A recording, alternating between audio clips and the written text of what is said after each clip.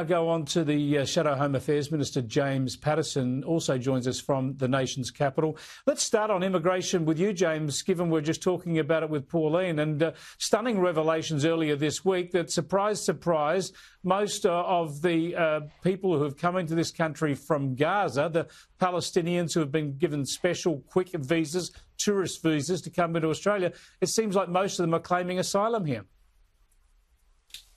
That's right, Chris. Of the 1,300 or so Palestinian document holders who've entered Australia since the 7th of October, about 900 of them have now applied for refugee status.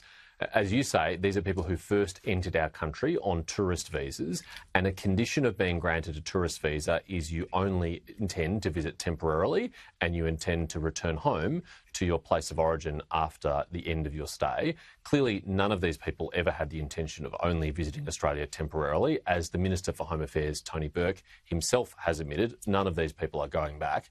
And it just highlights why they should never have been given tourist visas in the first place. If they are genuine refugees and asylum seekers, they should have been assessed for that visa and carefully checked on security grounds before they are given visas and before they're brought into our country.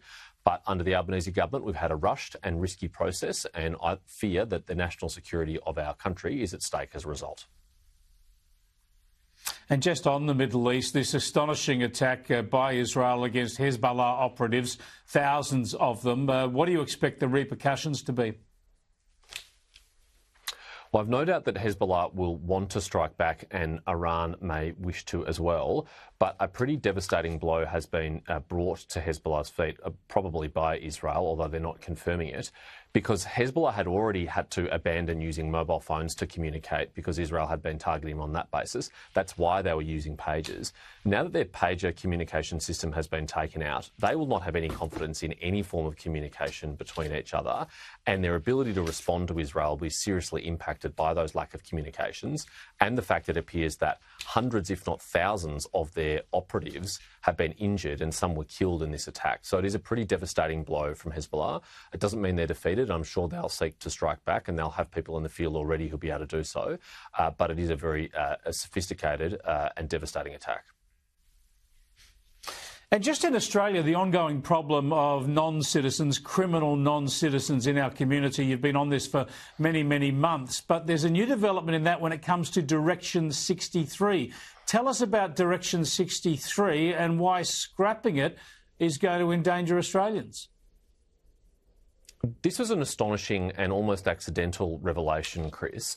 10 years ago, when Scott Morrison was Immigration Minister, he issued Ministerial Direction 63, and in simple terms, what it required the Department of Home Affairs and ultimately the Administrative Appeals Tribunal to do, which is to cancel the visa of anyone on a bridging visa if they commit a crime while they're in Australia. It was a process put in place to protect the Australian community.